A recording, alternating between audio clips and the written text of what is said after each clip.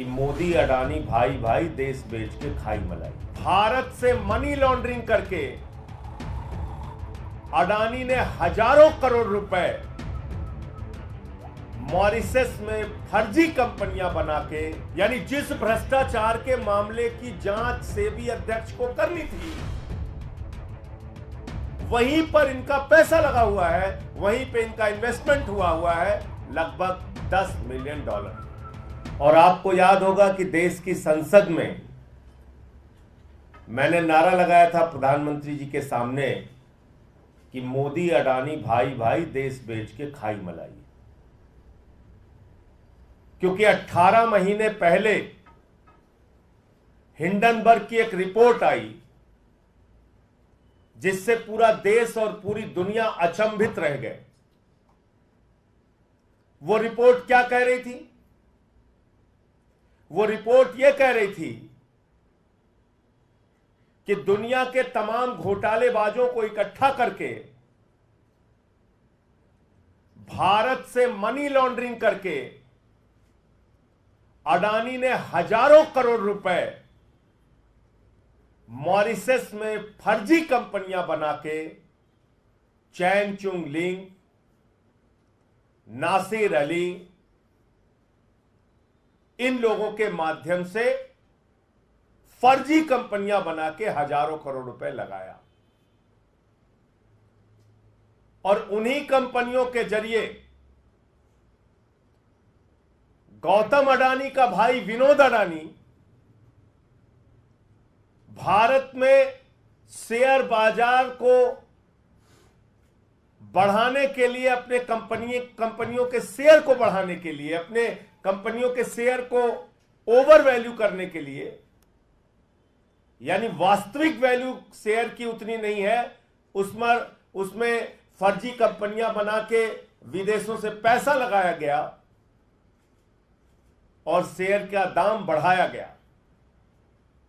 वास्तविक दाम शेयर का उतना नहीं है, लेकिन बाहर से फर्जी कंपनियां बना के विनोद अडानी के माध्यम से हजारों करोड़ रुपए हिंदुस्तान में अडानी की कंपनी में लगाया गया, उसके शेयर का दाम बढ़ाया गया। और जब हिंदुस्तान के छोटे निवेशक, आम आदमी, मिडिल क्लास के लोग उस शेयर को बढ़े दामों पे खरीदते हैं तो कुछ दिन बाद वो शेयर की वैल्यू जब घटती है तो उनका पैसा डूब जाता है। और याद रखिएगा, न्यू पेंशन स्कीम, देश के लाखों कर्मचारियों की पेंशन, एनपीएस, उसका पैसा भी शेयर मार्केट में लगता है। एलआईसी का पैसा भी शेयर मार्केट में लगता है। और अगर वहां ये घपला और घोटाला हो रहा है तो अडानी का पैसा नहीं डूब रहा है, इस देश के आम आदमी का पैसा डूब रहा है। ये सरल भाषा में हमें समझना चाहिए। ये अडानी का पैसा नहीं डूब रहा है, उसने तो भ्रष्टाचार कर रखा है। ये देश के लाखों करोड़ों लोगों का गाढ़ी कमाई का पैसा जो शेयर बाजार में वो लोग लगाते हैं, वो पैसा डूब रहा है। और कितना डूबा आप कल्पना कर सकते हैं? अगर मैं इस प्रेस कॉन्फ्रेंस में कहूं तो जीरो लगाते लगाते आप थक जाएंगे। जब हिंडनबर्ग की रिपोर्ट का खुलासा हुआ तो 8,50,000 करोड़ रुपए हिंदुस्तान के लोगों के डूब गए शेयर मार्केट में। 8,50,000 करोड़ रुपए। मैंने तब मांग की थी बहुत जोर शोर से कि जेपीसी बनाओ, जेपीसी बनाओ, पूरे मामले की जांच कराओ, सच्चाई तक जाओ। इस देश के लोगों का पैसा डूब रहा है। अडानी ने फर्जी कंपनियां विदेशों में बना के अपनी कंपनियों के शेयर बढ़ाए हैं, उसके दाम बढ़ाए हैं, पैसा गलत ढंग से लगाया गया। खुलेआम ये मनी लॉन्ड्रिंग का मामला है, भ्रष्टाचार का मामला है। एक आवाज नहीं सुनी गई मेरी। मोदी जी ने क्या किया? मोदी जी ने कहा इसको पकड़ के जेल में डालो। उठा के मुझे जेल में डाल दिया गया। 6 महीने में जेल में रहा। जुर्म यही था, मैं फिर दोहरा रहा हूं, वो नारा संसद में, मोदी अडानी भाई भाई देश बेच के खाई मलाई। और आज क्या खुलासा हुआ है? माननीय सर्वोच्च न्यायालय में जब यह मामला गया, माननीय सर्वोच्च न्यायालय ने कहा इस पूरे प्रकरण की जांच सेबी करेगा, सेबी इस पूरे प्रकरण की जांच करेगा। सेबी ने अपनी जांच शुरू की, सेबी ने अपनी रिपोर्ट दाखिल की और 2023 के मई महीने में जो रिपोर्ट सेबी ने सुप्रीम कोर्ट में दाखिल की वो बड़ी हास्यास्पद है। आप सुनेंगे तो आपको मजाक लगेगा। सेबी सुप्रीम कोर्ट में कह रहा है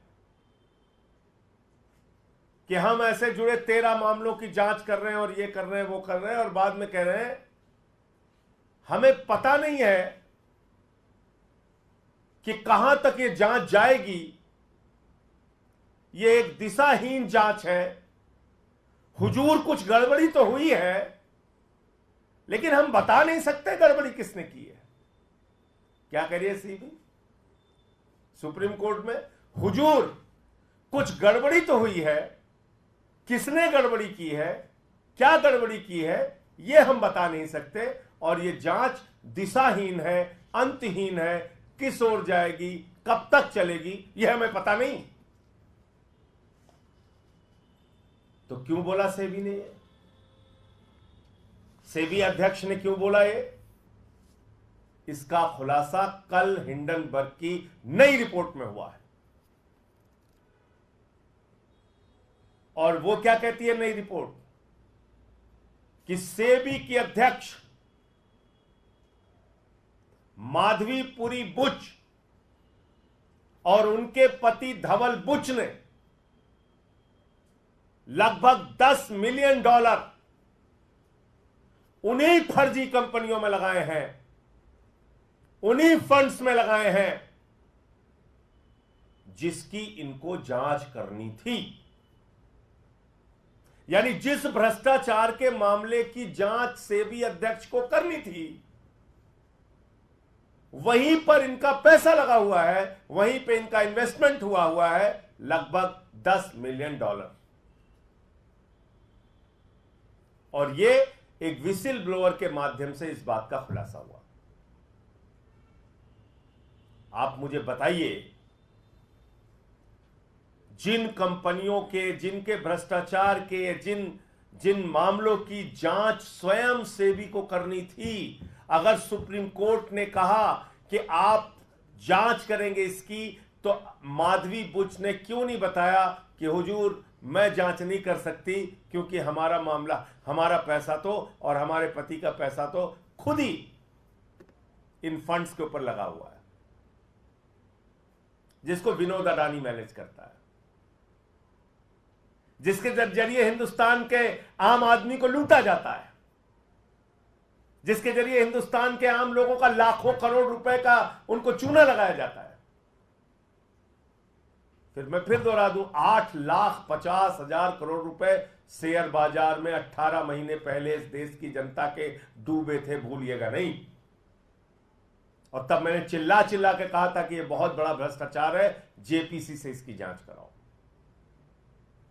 और तब मेरी एक नहीं सुनी गई, बल्कि उल्टा मोदी जी ने उठा के हमको जेल में भेज दिया। तो मैं भारत के प्रधानमंत्री से पूछना चाहता हूं, आप भ्रष्टाचार पे बड़ी बड़ी बातें करते हैं, भ्रष्टाचार को खत्म करने की गारंटी देते हैं, भ्रष्टाचारियों को जेल में भेजने की गारंटी देते हैं, और आपने एक तेलंगाना की सभा में कहा था अडानी कांग्रेस को टेम्पू में भर भर के रुपया पहुंचा रहा है। आप देश के प्रधानमंत्री होकर इतना बड़ा आरोप लगाते हैं और जैसे ही आपकी शपथ ग्रहण समारोह होती है, भारत के सेना के सर्वोच्च पद पे बैठे हुए लोग पीछे बैठते हैं, अडानी आगे बैठता है।